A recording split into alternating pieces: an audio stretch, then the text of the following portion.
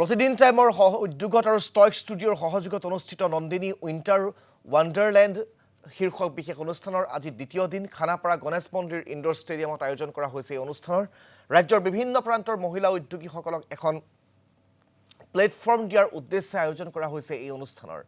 বিভিন্ন স্থানৰ উদ্যোগীয়ে অংশগ্ৰহণ কৰা এই অনুষ্ঠানত আয়োজন কৰা হৈছে বিভিন্ন কৰ্মশালাৰো তিনিদিনীয়াকৈ আয়োজিত এই অনুষ্ঠানত হস্তশিল্প সাজ-পোছাক গহনা গৃহসজ্জা খাদ্য সামগ্ৰীকে ধৰি বিভিন্ন ক্ষেত্ৰত উদ্যোগীসকলে অংশ লৈছে এই কাৰ্যসূচীত আমি পুনে আপোনালোকক এই কাৰ্যসূচীৰ মাজলৈকে লৈ যাব বিচাৰিছো এই কাৰ্যসূচীৰ পৰা আমাৰ সৈতে সংযুক্ত হৈছে শচীন শ্যামন্তবৰা শচীন আজিৰ দিনটোত কি কাৰ্যসূচী অনুষ্ঠিত হ'ব এই নন্দিনী শীৰ্ষক অনুষ্ঠানত মই আপোনাৰ পৰা সবিশেষ আজিৰ দিনটোৰ পৰিৱেশ সন্দৰ্ভত জানিব বিচাৰিম মাতৃ মহিলা মানে শক্তি হয় নিশ্চয়কৈ এই মুহূৰ্তত মই উপস্থিত আছোঁ গুৱাহাটীৰ খানাপাৰাৰ গণেশ উদ্যান যিটো ইনডোৰ ষ্টেডিয়াম সেই ইনডোৰ ষ্টেডিয়ামত উপস্থিত আছোঁ কালিৰ পৰাই অৰ্থাৎ 29 নৱেম্বৰৰ পৰা আৰম্ভ হৈছে প্ৰতিদিন টাইম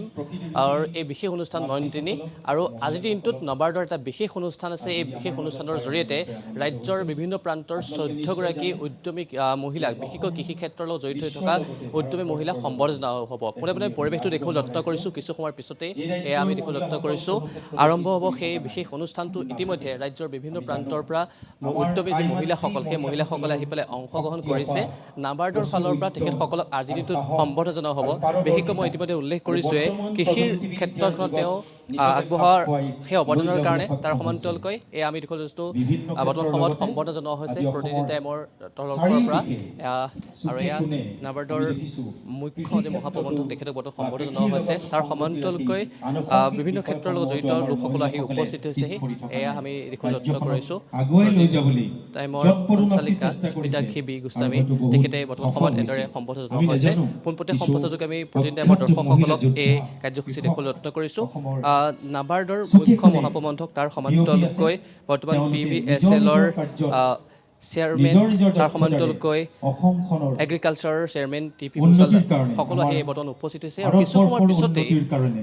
মহিলাসকলক সম্বৰ্ধনা জনোৱা হ'ব আৰু তাৰ পূৰ্বে প্ৰতিদিন টাইমৰ ফালৰ পৰা এনেদৰে বৰ্তমান সময়ত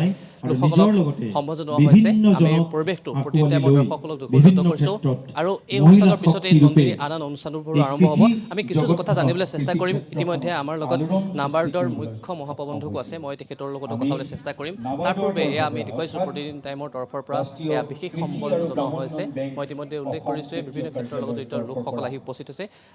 মই নাবাৰ্ডৰ মহাপ্ৰবন্ধক মুখ্য মহাপ্ৰবন্ধক তেখেতৰ কাষলৈ আহিছোঁ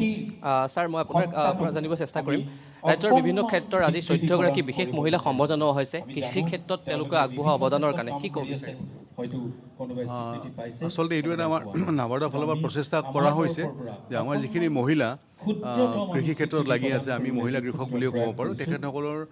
এটা উদঙনি জনোৱাৰ কাৰণে আৰু এইটো খুব জৰুৰী কথা বৰ্তমান সময়ত আমি যদি চাওঁ যে বহুখিনি কাম আমাৰ মহিলাহে চায়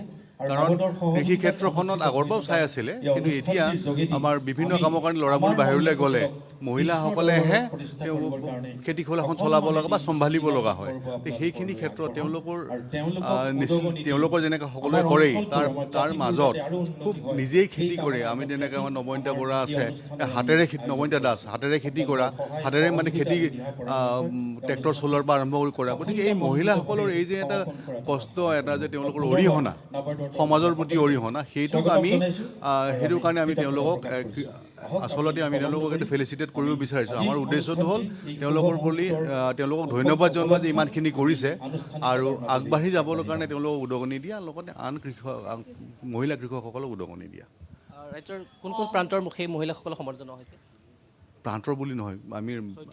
14গৰাকী বিভিন্ন জিলাৰ পৰা সদ্যহতে আমি যিখিনি হাতত পৰিছে খবৰ সেই হিচাপে বিভিন্ন জিলাৰ পৰা আপোনাৰ পূবৰ ফালৰ পশ্চিম ফালৰ উত্তৰ ফালৰ যিমানখিনি পাৰোঁ সকলো ফালৰখিনি আমি পেলাই চেষ্টা কৰিছোঁ হয়তো ইয়াৰ পাছলৈ আমি হয়তো আৰু অকণমান বহলকৈ এইটো পাতিবলৈ চেষ্টা কৰিম তেখেতে ইতিমধ্যে উল্লেখ কৰিছে কৃষি ক্ষেত্ৰত আগবঢ়োৱা বিশেষ অৱদানৰ কাৰণে